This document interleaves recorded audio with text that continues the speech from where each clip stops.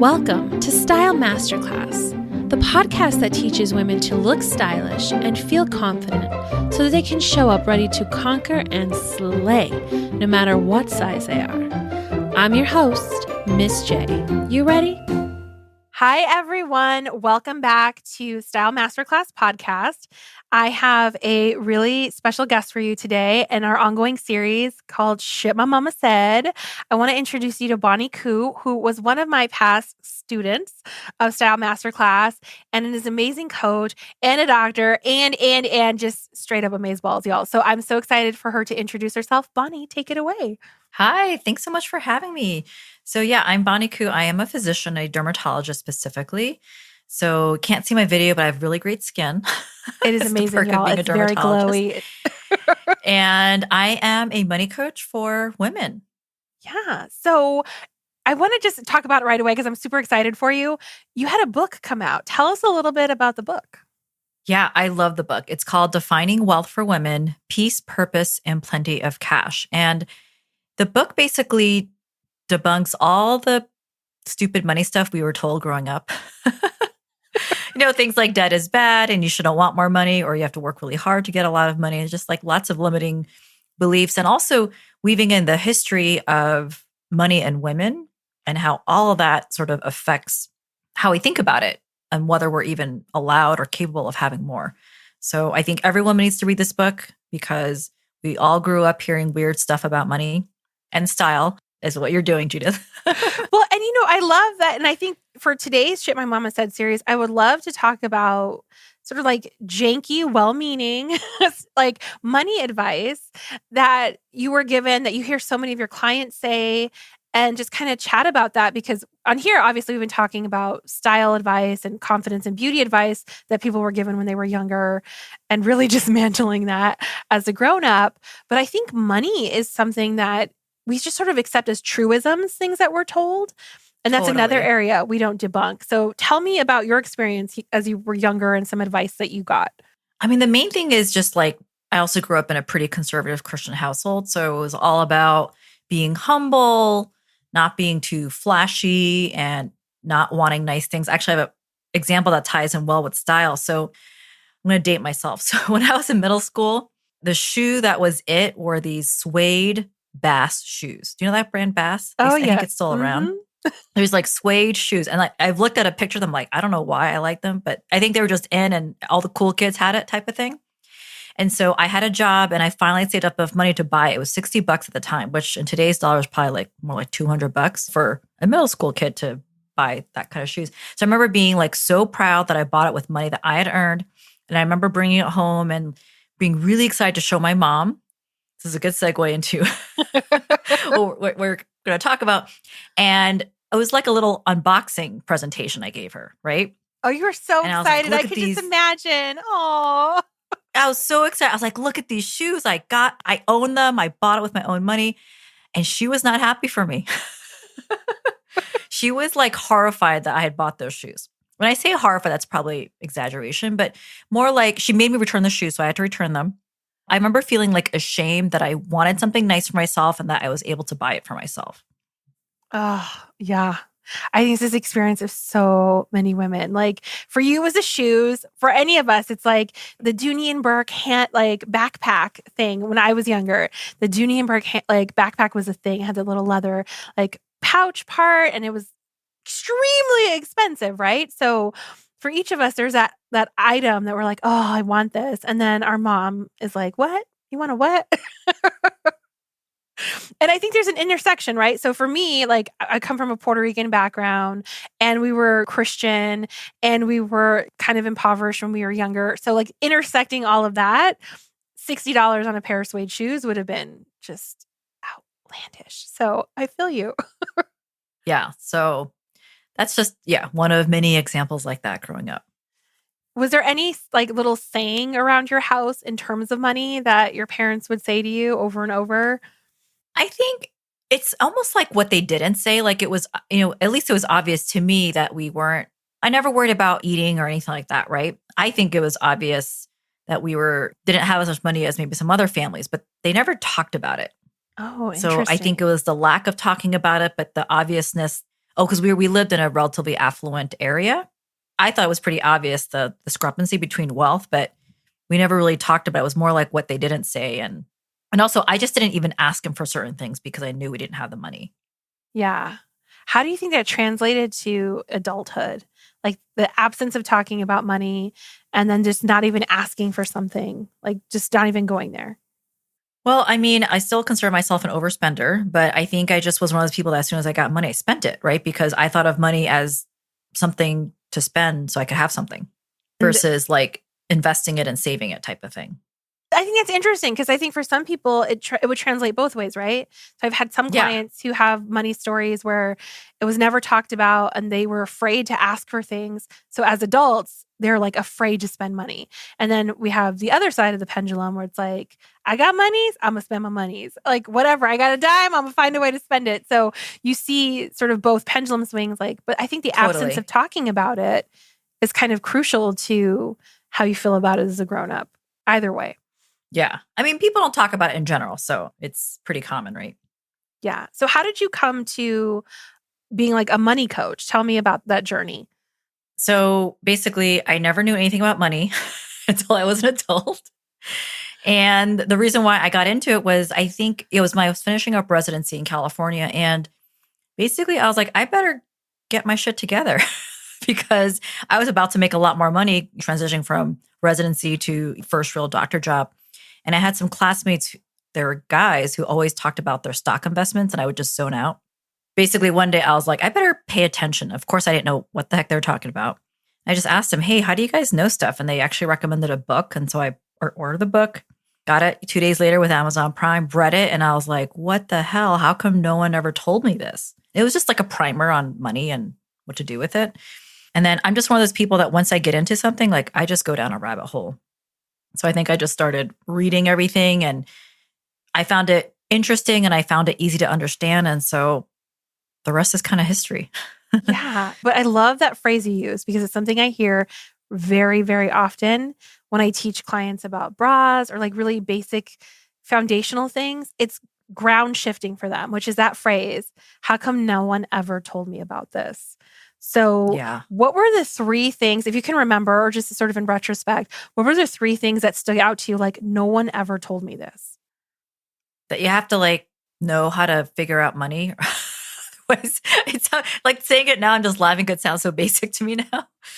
But it's like, if you don't want to always have to work for money, which I'm pretty sure is universal, then you got to learn how to make money work for you. And at that time, like, this is really early in my money journey. I was just thinking like stocks and investments. Oh, you save a certain percentage and you invest it. And I still recommend that for people. It's just a very slow way to make money work for you. Right now, I have a business, so it's a little different now. But I like this phrase. I think I learned it from Amy Porterfield, to start simple, get fancy later. And so that's how I like to teach my clients because it can seem overwhelming, like all the things with money, and probably the same thing with your clients, all the style things that you can help them with. I always have them like just start with, you start where you are, just learn one thing at a time, and then you just layer that. You just keep layering that knowledge and layering that or upping that risk tolerance, so to speak. Yeah, I think it's kind of funny because it's like, I'm supposed to know this. But oftentimes I'm like, well, how were you supposed to know this if no one taught you? Like, if no one sat you down, how were you, quote unquote, supposed to know? And I think that's like one of the biggest barriers is like, there's a little bit of shame around, I don't already know these things. So, what would you say to a woman who's like, oh my God, I don't know anything, but I'm supposed to know. And I'm making all this money because I have a lot of clients who are 6-figure plus earners who I think come to money, style, fill in the blank with like, I'm supposed to know these things. What would you say to that woman? Yeah, what you just said is something I hear so commonly. And it's like, unless it was a class in school that you skipped out on, which I don't think anyone had that experience. Like, oh, you missed Style 101, weren't you there? Or Money 101. It's like, well, how would you know? No one teaches us. Which is like crazy to me, right? Like I'm actually thinking even what you teach it is like, we have this public school system that doesn't teach much practical stuff at all, right?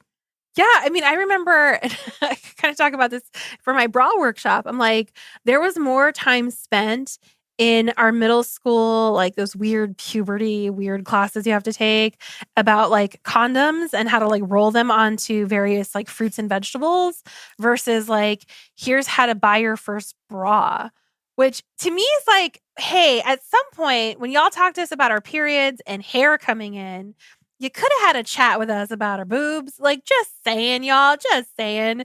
And I think the same thing is with money. Like, there's no class where someone sits you down and is like, here's how to pick a good stock. Here's how to make sure you pay your bills on time. Here's what that credit card thing means by APR and all that bullshit, right? Like at those formative years when you're getting all these opportunities to borrow money, there could be so much more information. But yeah, there's no class. I didn't get that class. I don't know about you.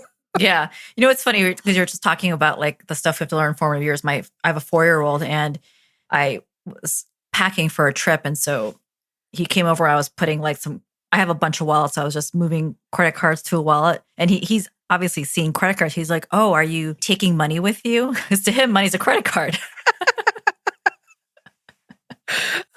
But I think for his generation, that makes sense, right? Like money is not this tangible thing. It's a card or like numbers on a screen or coin that lives in a special wallet that you actually can't ever touch physically. So that's going to be a little bit different for his generation of like the money conversation, I'd imagine.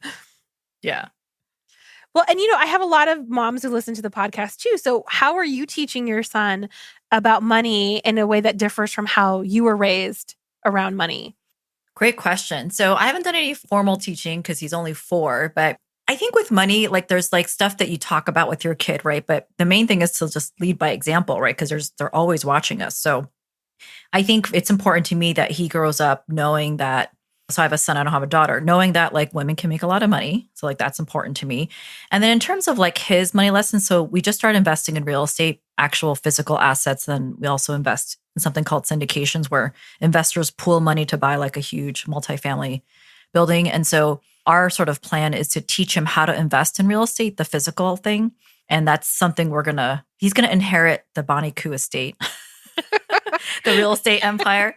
And not just inherit it so that he has money, but it's also like, I'm going to teach him how to invest in it because I think of it as like, it's not just a money skill set, but like I'm teaching him entrepreneurship, I'm teaching him business. And even if he doesn't go into business for himself, it's going to teach him just like amazing life skills. Because to invest in real estate, you have to be able to talk to people, negotiate, like those types of skills. And so I think of it as like, I'm teaching him how to make money through real estate. And so he'll always have that skill of actually making money with real estate and the skills that required to actually do that. And that's just going to help him with whatever he wants to do in life. And he'll always have this way to make money no matter what he does.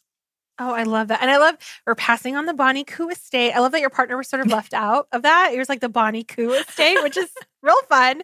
I love to hear that. But I think you touched on something important. It's not just the physical assets you'll be passing on, right? You're passing on to him this like legacy of knowledge and skills, which I think sometimes gets left out of the money conversation sometimes, right? So like my family, we didn't have a lot of money, but I got some mad skills from my mom in terms of how to sell, how to be an extrovert's extrovert and like talk to anybody. And like there's skills I've got from her that was part of her legacy is like she created a group of women who are all entrepreneurial. My sisters all are entrepreneurial in their own way. So in terms of skill sets for your son, I love that you mentioned those other sort of softer skills, right? Of like being able to negotiate, being able to talk to people. So as women, what do you think is a skill set that we could hone that's not necessarily needing to have like capital to invest, but there's other places that we can start to hone our money skills? So you're asking me like what skills? Yes. Would you recommend women read books on negotiation or like what kinds of other skill sets would you recommend that women hone in when developing their money skills? And the first thing that came to mind, to be honest, is like just even like giving themselves permission to like dream big. Because I feel like so many of us feel like, depending on how we grew up, like, oh, we're just going to continue that, right? And maybe it does, like you said, encourage someone to like aim bigger because their parents didn't have the means. Like that, obviously that does happen a lot. But I think a lot of us, like, for example, I think the goal of making $1 million a year, it wasn't even on my radar because it just wasn't even in the realm of possibility for me when I was younger. And so that only came into my awareness relatively recently, if I'm perfectly honest. What was that moment like when you're like, oh, I could make $1 million? I think just meeting people who actually do that. I think once you have this like, because I would say I wasn't like specifically seeking people who make that, but I think it's like as soon as your mind just becomes open that more is available to you or more is possible or like dare to dream bigger, like you just start like noticing things and then you start, like at least for like me, like I just started meeting people. And, you know, when you're an entrepreneur, you tend to meet other entrepreneurs. And then when you notice that some of them are making 7 or 8 figures, you're like, wait a minute, that's possible. Like I can do that. Yeah. So I think, I love that. I think the network, you've heard of the phrase, your net worth is your network. I think it's what they say. Yeah, I love that. And I think kind of harkens back to like the story that you started with, which is the shoes, right? Like, even though you had to return them, like you dared to dream. You got your $60 suede like bass shoes, which seems okay, not a big a deal. She had to return them. That's really sad. But at the same time, like you actually went for it. It doesn't even matter that you had to return them. Like that first little act sets you on this trajectory of like, oh, I can buy nice things. I'm going to give myself permission. And I love that that's really, I think, sort of the theme of this is like giving yourself permission to dream big, whether it's your suede shoes or, you know, real estate investments or something larger, or your first million, right? Notice I said that. Like giving yourself permission to even go there in your brain, I think is a first gorgeous step for any woman who's trying to up-level her money game. I love that. Yeah, totally. So good. Okay. So tell us about who you coach, your coaching program. Like, how does it work if somebody wanted to enter your world and come hang out with you? I think the best thing is to get my book, which is definingwealthforwomen.com. My brand is called Wealthy Mom MD. So I guess the easiest is probably just to follow me on Instagram. Okay. And we'll leave links, everyone. So we've got you covered.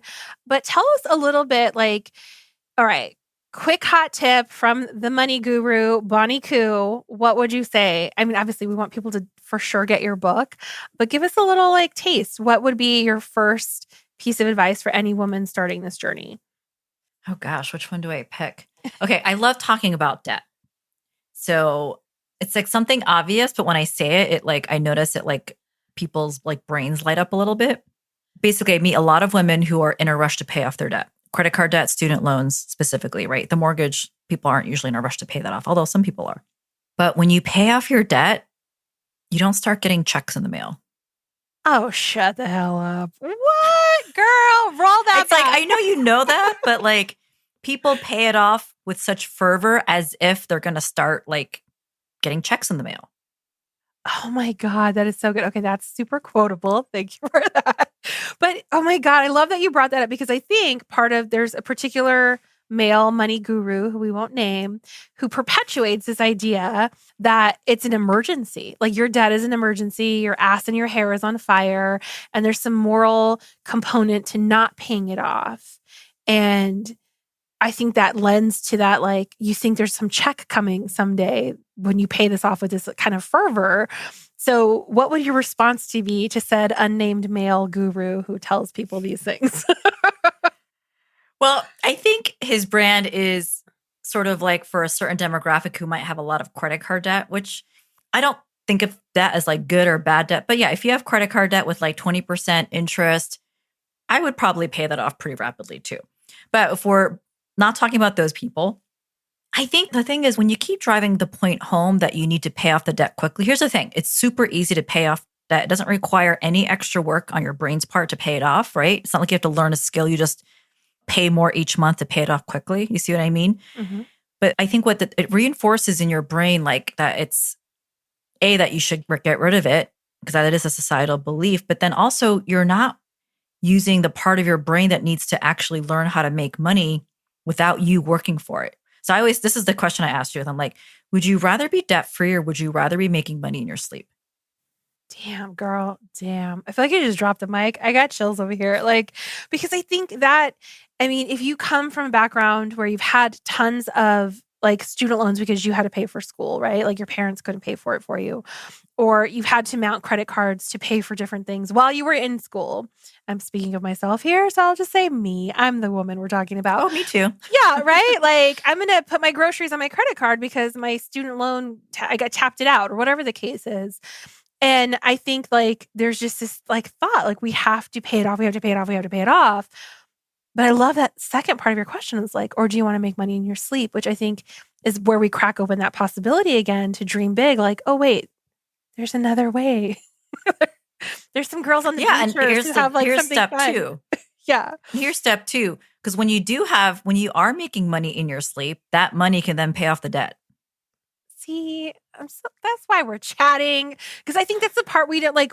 We think we have to work harder, longer, more to come up with the money to pay off the debt, as opposed to thinking about making the money or creating the money. I think we're thinking about working to get money as opposed to creation of it for the purposes of paying off debt. So that's a really good nuance, because I think for so many of us, myself included, it was work longer, harder, and more. Yeah, that's what we're all told. We're going to do it. Yeah. That's what we're all told. Exactly. Exactly. Oh, I love it. So you heard it. Step 1, go ahead. Give us step 1 and step 2 again. Step 1 was it about debt? Stop paying off debt quickly and start figuring out how to make money independent of you working that will then pay off the debt. Yeah. Or if you don't have debt, then you're just making money without working. Then also then there's that. Yeah. Yeah, I love that. That's step 3. That's step 3. That's for the other folks, right? Who've gotten the student loan debt and the credit card debt and that whole thing figured out. I love that. I love those steps that you gave us. I think that's just going to crack open some possibility for so many women. And I just loved having you on the call today. Definitely go get her book, y'all. It has this gorgeous, like millennial pink cover, which I just really, really, really love. So it's a beautiful book, but it's also super practical. It's going to get you started on your journey. And just remember the steps. This is not about working more or hard. It's not about having to get buy-in from your parents to buy your favorite suede shoes. This is about dreaming bigger and making money while you sleep, y'all. Anything you want to leave us with? Anything we didn't ask you about, Bonnie? Oh, I want to tell you one of the janky things my mom said about clothing real quick. Oh, please do. That has something to do with money. But I was like, I wonder if any of her other clients have said this. So my mom would tell me not to wear loose clothes because then I would gain weight. Have you heard this before? Yes, I have. The version of that I've heard, which is really the same thing, is like your clothes should always be a little snug to keep your waistline in check. Yeah. Yep. Yeah, when I gained weight, she's like, oh, it's because you wore those stretchy pants. Clearly, that must be it. It must be the stretchy pants or the culprit. That is so funny. What do you make that mean today as a grown-up? I mean, obviously we're giggling about it, so I feel like you've gotten some amusement out of it at this point. Well, I mean, I see what she's saying though, right? Like, I understand why she said that because, yeah, if you're wearing joggers, which is what I wear every day now, you don't get that like physical feedback of, but then it's like, but you don't need to wait for that physical feedback. Like you should, like one of the things I'm taking on is like, I just stop eating when I'm no longer, like when I'm full, whatever that is, right? Like when I reach a certain level versus waiting for the pants to rip open. Yeah, well, and I think that's the funny thing is like, I think for most women, when we get beauty like advice or style advice, there's always some pain involved, which I think is just fascinating. Yeah. Like I've got questions, but we think like we have to have some level of pain to keep us in check. So we have to have some level of pain so that keep us in check towards elegance, some level of pain to keep our waistlines in check, whatever the hell that means. Versus what like intuitively eating, where I'm like, I feel this nice cushiony sense of fullness and satisfaction. I'm done, I'm good, which no pain required in that, but it almost seems to go against all the adages which require some sacrifice to the beauty gods of pain. Yeah, well, you actually taught me that because I tend to go up and down a lot my weight. And so, you know, if I'm a little on the heavier side, then like none of my clothes fit and they're like super tight and like don't fit well. That's why I love Run the Runway because I just swap sizes if that happens. Yeah. No torture needed. No torture required. Exactly. Oh, so good. All right, my friend, that's what we have for you today, y'all. This was such a good episode. We're going to leave links in the show notes to Bonnie's book and where you can find her on the grams and go hang out with her. And I will see you all. Miss J out. Thank you for listening to today's episode. To learn more about how to work with me, go to judithgaton.com. Click on the Start Here button to get access to my free personal style class. I give you a quick style win, a confidence boost, and you walk away with the tools to start getting stylish. Who doesn't love that? See you there. Miss J out.